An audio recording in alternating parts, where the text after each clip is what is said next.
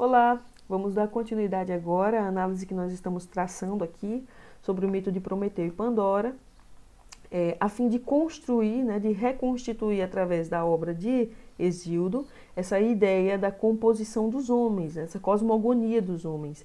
Na teogonia nós falamos da cosmogonia dos deuses, e aqui, a partir da obra Erga Kai Himerae, nós estamos trabalhando aí a cosmogonia dos homens. Hesíodo intenta mostrar, com os mitos, até onde o homem chegou em sua formação, em sua composição, em sua essência.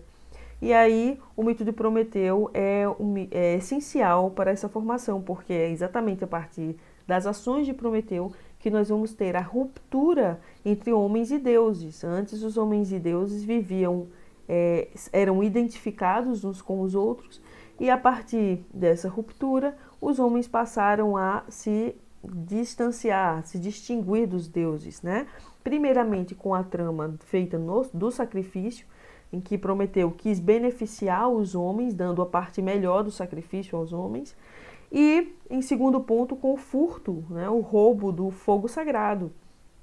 Zeus, depois do sacrifício,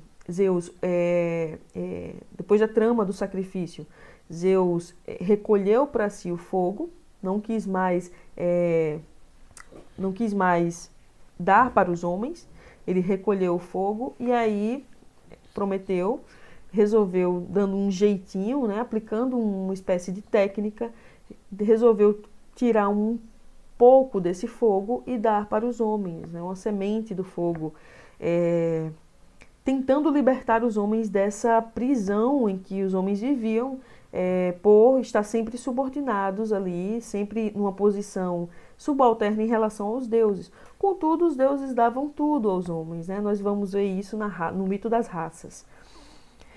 Mas retomando aqui, em resposta a esse furto, esse roubo do fogo, Zeus dá um presente aos homens, um presente mau, o Kalos Kakon, o mal belo, que é Pandora. Então, vou traçar aqui a leitura do texto, fazer aqui a leitura do verso 59 ao verso 107, 108, e aí nós iremos fazer algumas observações acerca desse mito, levando para dois aspectos. Primeiramente, para um caráter ontológico dele, e segundo, para o caráter sociocultural da figura de Pandora.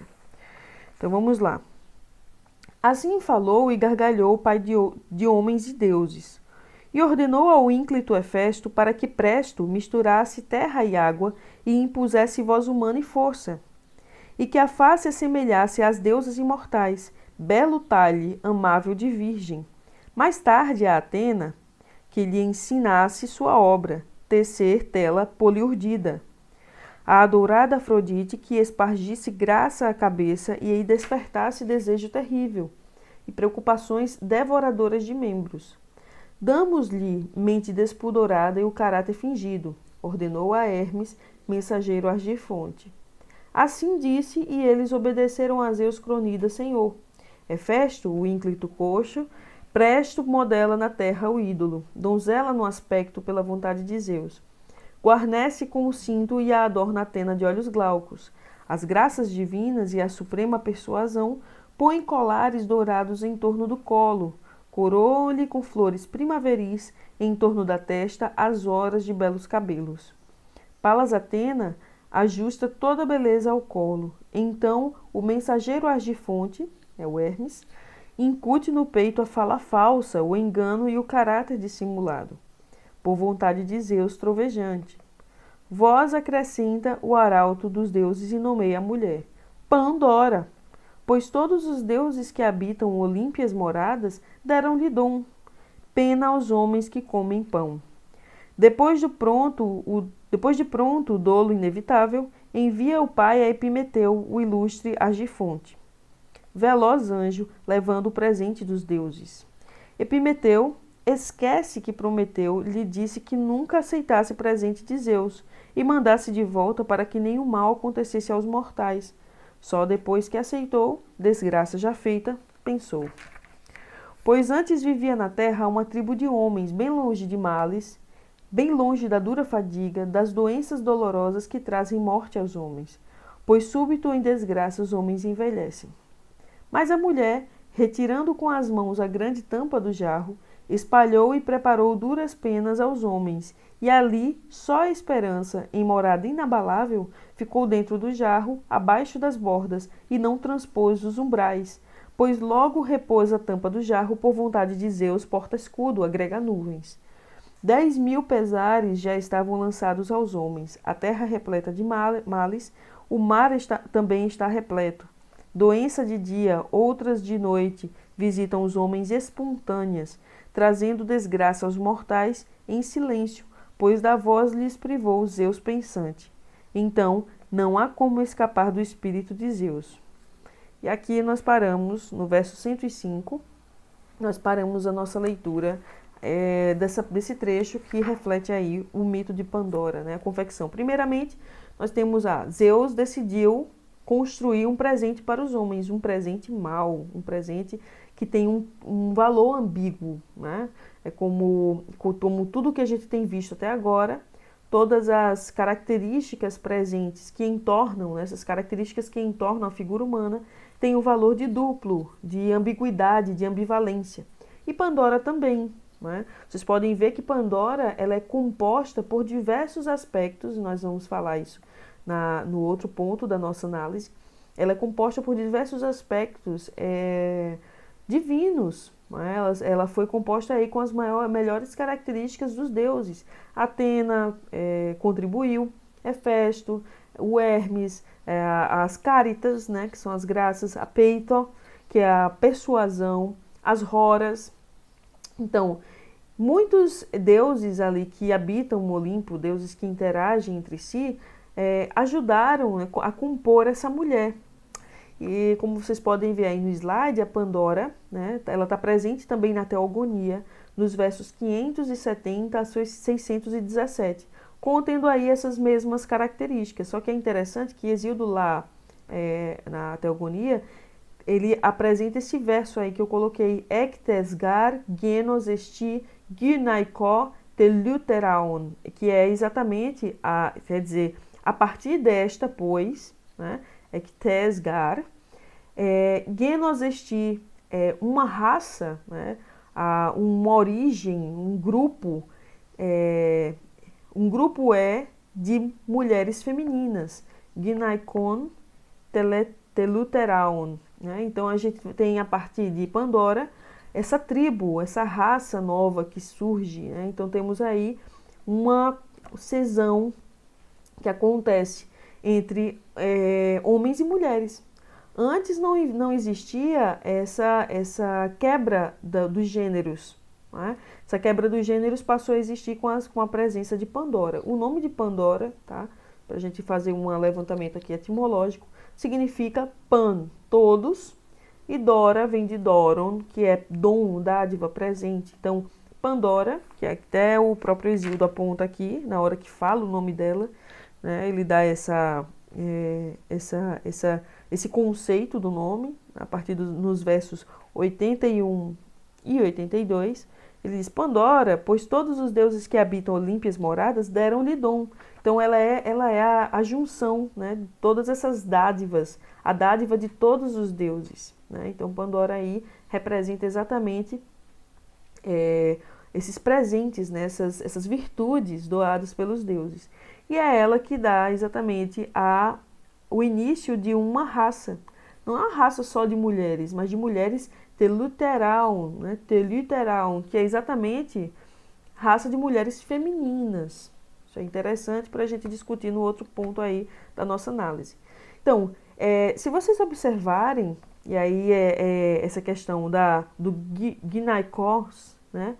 Da existência da mulher enquanto gênero, né? Essa quebra de gêneros, fica bem explícito nesses trechos, por quê? Tanto na Teogonia quanto em Hesíodo, aqui no Trabalhos de Dias, né? Hesíodo na Teogonia e Hesíodo em Trabalhos de Dias, nós vamos ter a recorrência do termo antropoi, né? Os antropoi, os seres humanos, o antropos, que representa esse homem no sentido ontológico, né? Esse homem no sentido essencial, que é o ser humano. É quando a gente está praticando um discurso, né, traçando um discurso, e você aponta o homem como no sentido genérico, sentido seres humanos. O homem precisa viver, ou seja, o ser humano. Né? Então, os gregos têm esse termo, que é atribuído exatamente a esse ser, nesse caráter essencial da natureza, que é o antropos. Então, se vocês forem observar, forem fazer uma leitura mais próxima dos termos aqui dentro de Hesíodo, né, traçando só nessa parte, observando só nesse trecho que a gente está trabalhando, a gente vai ter a recorrência o tempo todo do termo antropos. Né? Normalmente, ele vai se apresentar na forma de dativo, que é um caso do grego, que dá a ideia da ação. Então, para os homens, sempre essa ideia do retorno dos deuses aos homens, do retorno dos fatos aos homens. Né? Então, ele aparece só nesse trecho, né? Passando aí do trecho das Érides para o trecho de Prometeu e Pandora, ele aparece pelo menos umas 4 vezes. No verso, por exemplo, né? No verso 43, no verso 49, no verso 51, mas a seguir ele aparece no verso 90. Então, vamos ter aí uma recorrência do termo antropos, né, como a ideia de ser humano. E todas as vezes que estamos falando desse homem no sentido essencial, no sentido primordial, quando os homens ainda viviam identificados com os deuses, nós vamos ter o termo antropos. Na narrativa de Pandora, nós vamos ter uma mudança. Agora vamos ter o termo andres, que vai exatamente aparecer aí durante a narrativa também. Andrasim, Andrasim no verso 56, Andrasim no verso 82. Vamos ter outro Andrasim no verso seguinte, que eu não estou encontrando agora, mas tem essa recorrência do termo Andres, né, que são o Aner, na verdade. Esse Andra, esse homem no sentido em oposição à mulher. Né? Então, o Aner está em oposição ao Gyner, que é a mulher, o homem e a mulher. É a definição dos gêneros que nós temos aqui em Trabalhos de Dias, né? Uma explicação para essa definição dos gêneros, essa quebra do gênero homem e mulher. Né? Então, é interessante a gente apontar, e aí a gente trazendo aí o sentido ontológico, que esses dois fatos que retiram o homem do seu estado natural, né? Os benefícios traçados por Prometeu aos homens, tanto o sacrifício quanto o fogo. Né? Essa essência humana, então, parte a se tornar ambígua. Por quê? Porque o homem começa a ter uma compreensão da sua potência. O homem começa a ter uma compreensão do bem e do mal. E aí a relação que eu trouxe lá da Bíblia, né? A questão do fruto proibido. A partir do fruto proibido, o homem começa a ter consciência. E a sua essência começa a fazer parte disso. E aí é que a gente remete de novo, né, para vocês, sempre remeto para que vocês vejam as costuras, né, os entrames, né, que existe dentro das narrativas míticas aqui. Remeto agora às 2 Érides, que correspondem à essência do homem. Então, o homem tem em sua essência essa ímpeto à disputa. E essa disputa, ela tem 2 vieses, né, 2 caminhos diferentes. E aqui nós vamos entender que tanto a questão do sacrifício, né, o fato do Prometeu querer beneficiar os homens com a carne, né, com o melhor do animal, e o fato de Prometeu querer beneficiar os homens com o fogo, atribui ao homem a possibilidade do crescimento sem a necessidade dos deuses, e também a ideia de exercer um poder. Olha só, a gente viu lá na cosmogonia, né, na teogonia, que os deuses estão sempre nessa disputa de poder. Né? Então, como os homens são da mesma natureza dos deuses, nós podemos entender aí que essa disputa de poder vai existir também nos homens. E a forma que Zeus tem de conter, de controlar esse poder, né, que rege o ânimo do homem, são exatamente essas punições. Né? Na verdade, Pandora vem com um aspecto de punição, mas que, na verdade, funciona aí como um elemento que que dá como é que eu posso dizer? Ela dá um controle ao homem, um equilíbrio. É uma força de equilíbrio nesse ímpeto de potência que o homem tem.